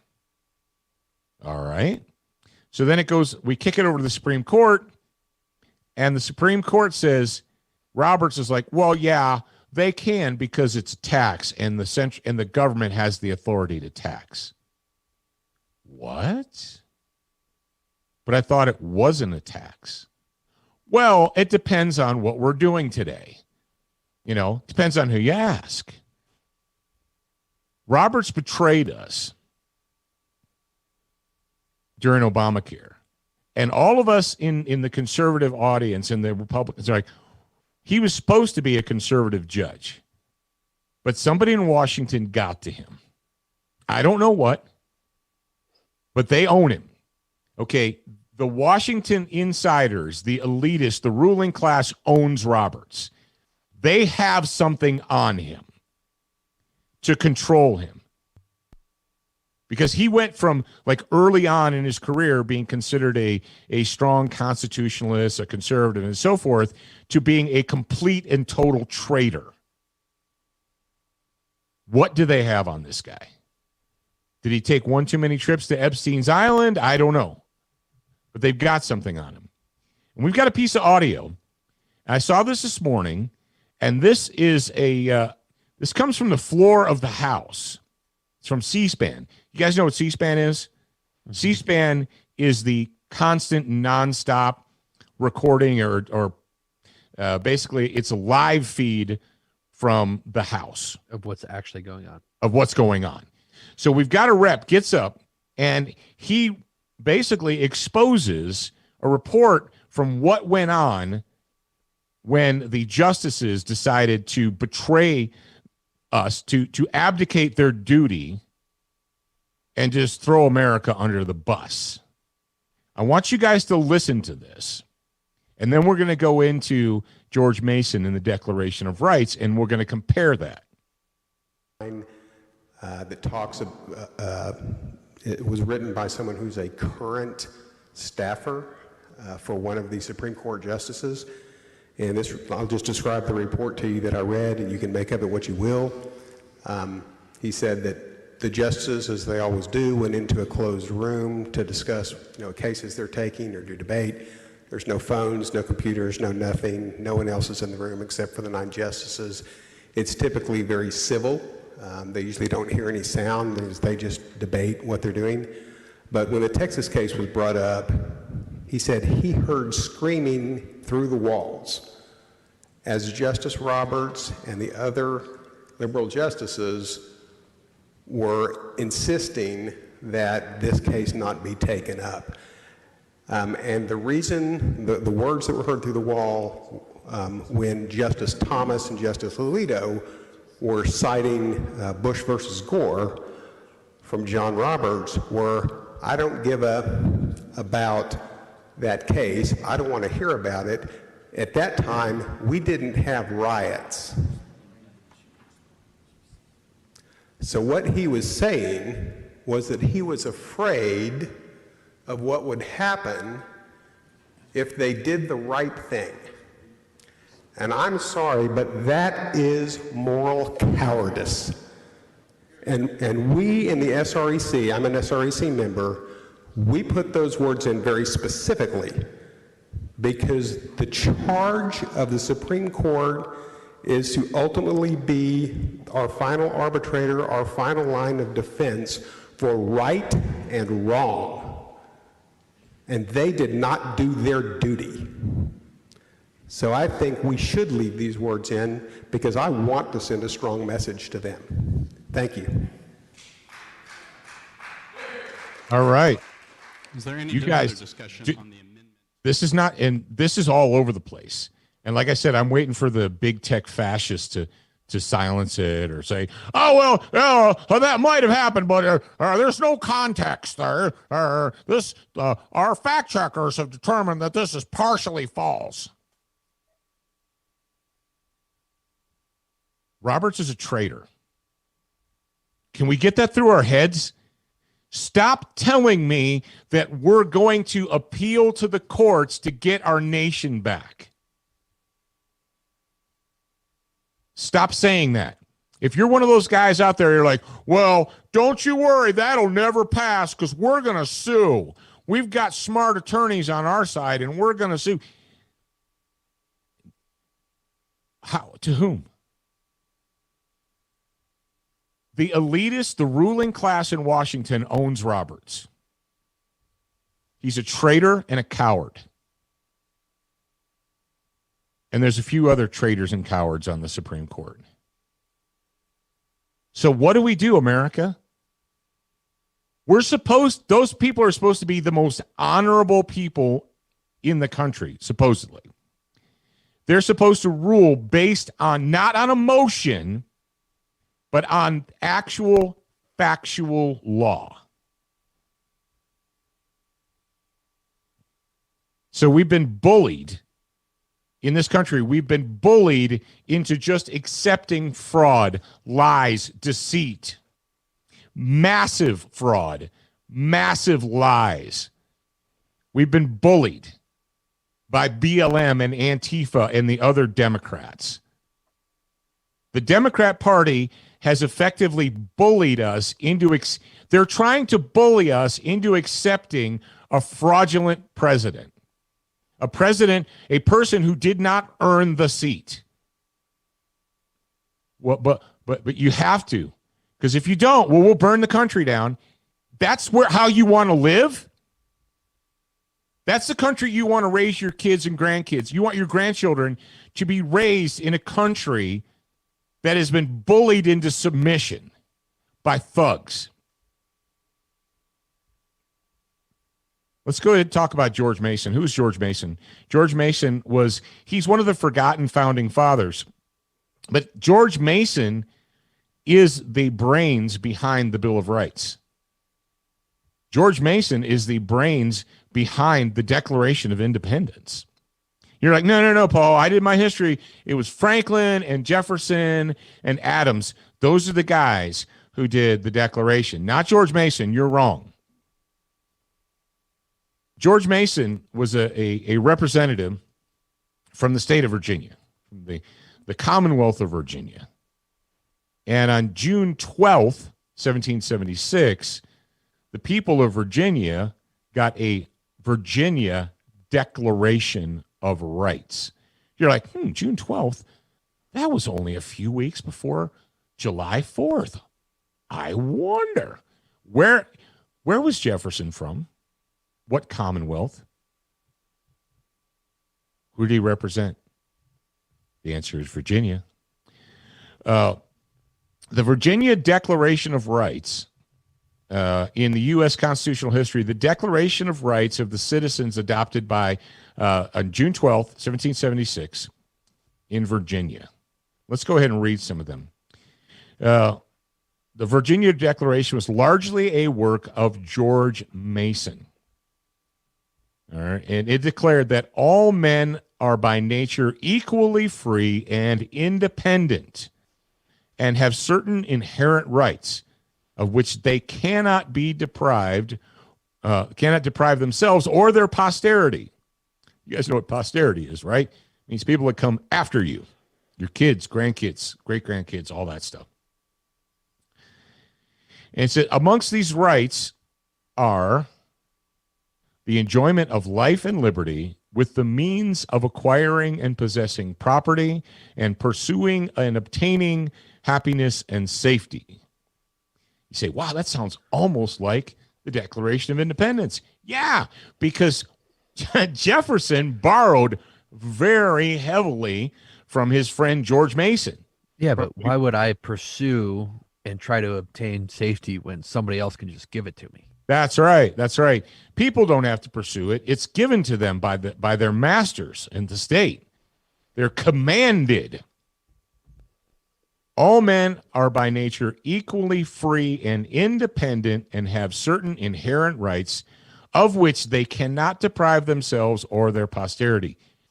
See, inherent, and then they put in the the Declaration, inalienable. Inalienable means that no man is allowed to come forward in the future, say, well, yeah, but they didn't know there was going to be a Kung flu, man. They didn't know about the coronavirus.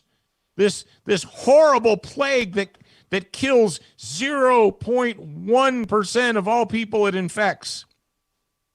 It's so bad that you have to be told you have it. Can you imagine that?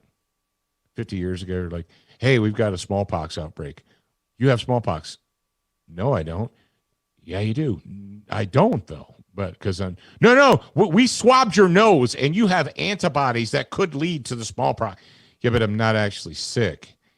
Jared, do you understand by that thought process? I know a little bit about cancer. Every human being walking around right now has precancerous cells in their body. No, I don't. Do some research. Yes, you do. So when you've got people that aren't sick but are told they're sick, you're like, well, because we determined that you have the potential antibodies that could go turn into this disease.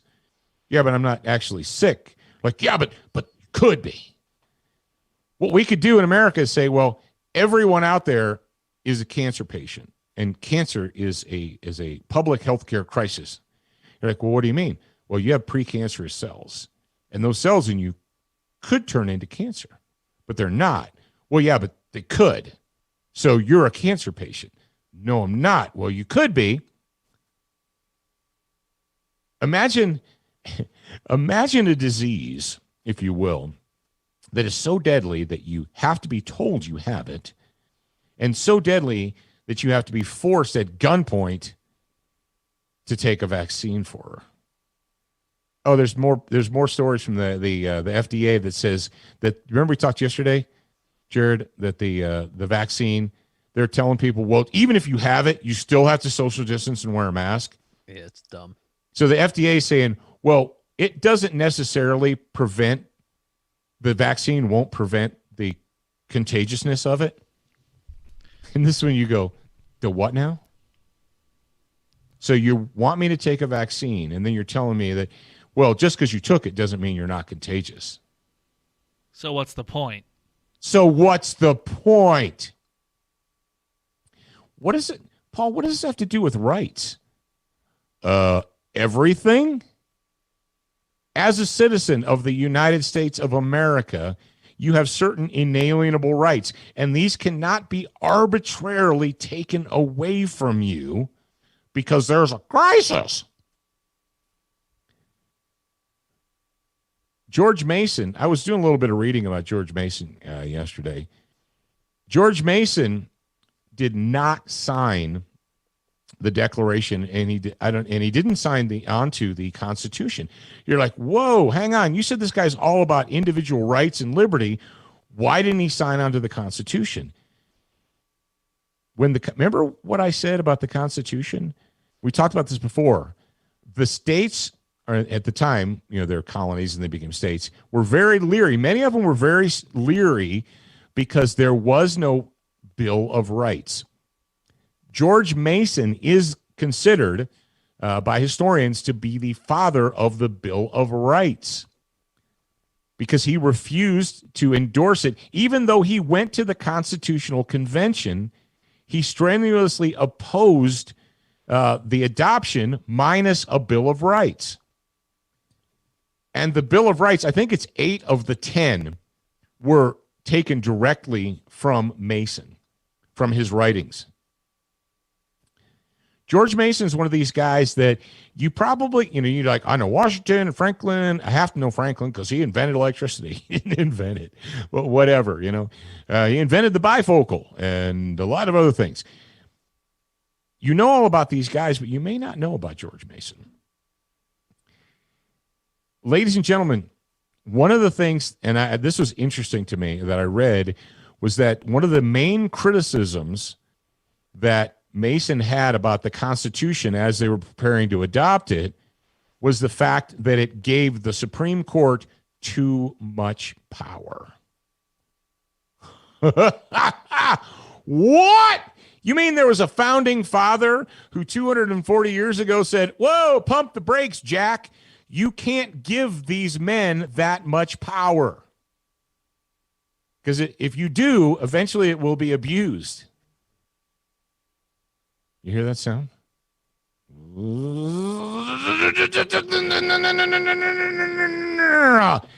That's George Mason spinning in his grave, and he's like, I told you so. I said, don't give them that much power. And you TikToks, I think George Mason would call us TikToks. You TikToks didn't listen. Yes, indeed. And he said, we're not going to adopt this without a Bill of Rights. And we did, fortunately for us. You say, well, that doesn't matter, Paul, because the people who are in the seats of power right now have just chosen to ignore the Constitution at will. They've just decided that it only matters when they want it to matter, and when it gets in their way, then they'll just pretend that it doesn't exist. You're correct. Jared, who said, or what did Washington say about the Constitution? That its guardians were whom? The people. The people. George Washington, our first and greatest president, said to us that the people are the guardians of the Constitution. If you want this thing to mean anything, that it must be you, the individual, who guards it and protects it. He didn't say Congress. He didn't say Supreme Court. He didn't say the Senate. No, it is you. So all you guys out there are like, what do you want me to do? I did my part. I went and voted. Really? Was that your part? You went and voted. How'd that work out? No. Exactly. Ladies and gentlemen, it's right there in black and white. You, the citizen of the United States, are the guardian of the Constitution.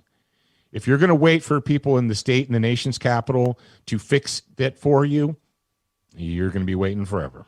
All right, what time are we at, Zach? We are at approximately, got to do some mental math here because we do the thing. I didn't write down when we started. We're in time. We're time in. All right, give me some rapid fire questions. I'll answer them and we'll move on. We've got a few here. It says, the first one says, let's talk shotgun ammo. Buckshot has always been my go-to and what I stocked up on for defensive shotgun purposes. Is anyone using slugs? Is there any reason not to use slugs? I picked some up recently. I'm still able to get more here and there. He's just weighing the pros and cons of slugs in shotguns.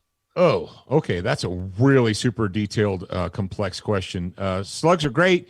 Slugs are heavy hitting. You get one projectile. Slugs require some type of a verifiable sighting system on your gun if you want to shoot more than 20 yards or so. If all you have is a little brass BB on the end of your shotgun and you're shooting slugs, you better put that thing on paper and cardboard and see where they're actually impacting. If you're going to run slugs through your shotgun, you want some type of a real rifle type sighting system. If you're running buckshot, the BB works just fine. Some big ball thing on the end of your barrel that helps you index it on target is fine. Obviously, slugs are they hit hard. They hit like a freight train because it's either 1 or 1/4 of an ounce, 1 1/4 of an ounce of lead hitting at about 1,400, 1,500 feet per second. It's a serious wallop. Now, slugs drop fast because they're fat and heavy, and even though they're going 1,000, 1,400, whatever, they still drop fast. So if you're like, I'm going to shoot that deer at 247 yards with this slug, and I got a little brass bead on the front, if you do that, I will buy you, I don't know, I'll give you a gold star and a blue ribbon to put on your jacket, because brother, that ain't happening. So slugs don't make the people are like, all I need is I don't need rifles. It's stupid. I'll just put slugs in my shotgun and it just became a rifle. Not quite how that works. Not quite how that works, but yeah. But either buckshot or slugs will, I mean, no Antifa guy's going to shake off a slug. What is that flag behind you? The flag behind me is the official Crusader flag. There was a couple of different flags, but that is generally recognized as the primary number one flag of the Christian Crusaders. What are some good ways to spot a good trainer for someone who doesn't know better? What kind I can answer that in one word. Experience. Yeah, but you're not going to know until you know. I mean, actually, it's easy to know, to spot a good trainer. We have a list of recommended trainers. If you want to go that route, we have a list of people that we know and trust, and we know they're good. So go use that list. But as for you knowing yourself who's good and who's not, without taking the advice of people who are already in the industry, then it just comes with experience. The more training you get, the more you'll know if an instructor is good to go or not. Yeah. There are some super McCheeseburger training academies out there. There's like, we have a celebrity interview list of people. When you join the grad program, you get access to all the celebrity interviews. Oh yeah. There are many trainers in there. So go James and Ken and if you're a grad program member, then go listen to those. We recommend all those, the trainers that are in there. If you're not a grad program member, go to getsotg.com, join up and listen to those celebrity interviews. Yeah. You can pay $1 for a 30-day trial, and then you'll know. You can listen to all the interviews within 30 days. And if you don't want to stay, you don't want to stay. That's fine. Yeah. Yeah. One of the things that good trainers will tell you, don't just train with me. Go to other schools. Go to other places. If you're like, I don't trust this guy, I don't think he's full of crap. So, all right, fine. Go other places. Get other experience. And then you'll know. Yep. But if you just go to one, like I said, there's a few MIC training academies out there, and people will go there and they're like, that's the greatest. That's like asking an 18-year-old, for their opinion on it. And second lieutenant, when a second lieutenant says, based upon my experience, run, because there's trouble coming. Based upon my experience, based upon my 3 months in the Corps, I'm going to tell you. It's like, okay, come back to me when you have 20 years in, and then I'll listen to you. So, it's hard when you're a beginner. And if you're a beginner, you don't know, because everybody talks a good game. I mean, there's all kinds of people out there that have cool YouTube channels or whatever. Everybody talks a good game. They look sexy on Instagram. They look sexy on Instagram. They must be a good trainer. Get some experience. And you're probably not going to die. I mean, you're not going to die from your first training experience, and go to another one, and eventually you'll be able to separate the wheat from the chaff. Yeah. You're probably not going to, but it is possible. Yeah, it's possible. It's like, maybe you can be one of us, but I doubt it. Now, that's my joke with the old Marine Corps commercials. You guys, young guys, are like, what is he talking about? There used to be commercials for the Marine Corps that maybe you can be one of us, the few, the proud, the Marines. Yep. When I was in the Marine Corps, we used to joke about it. We'd say, maybe you can be one of us, but I doubt it. So that question was from Michael Harrison. Michael, if you're not in the Discord channel, I want you to go join it, studentofthegun.com/Discord. If you are in there, then leave me a comment. You should be listening right now if you're in there. Well, where did the question come from? Where was it posted? I don't know. Zach dropped it in there. So no, I didn't. But Oh, you didn't? I did not put that there. I didn't put it there. I thought you did. No, one of us had to have put it there. It wasn't me. Did I do that? Talking. Interesting. Somebody did it. Somebody once told me the order was going to roll me. Oh, soft point versus OTM for 5 point. Fuck. 556. My brain broke. What? Soft point versus OTM for 556, asks James Shields. Hold on a second. I need to clear. I'm looking at the version history, and Zach, you absolutely did put this in there. I did? Yep. Interesting.